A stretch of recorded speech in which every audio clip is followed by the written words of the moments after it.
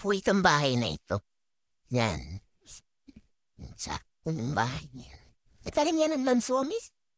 Yan, nandun. Po ay may mga lansones. Hearings po. Lansones. Happy. Mahogany. Ang dami ang mahogany. Paliliit na lang. Ito po ay ang mga prutas ay may lansones, may lampao. Napakatay. Sama po ang bahay namin.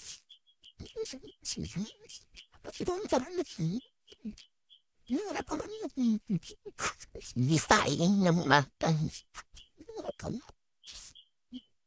Puro puno.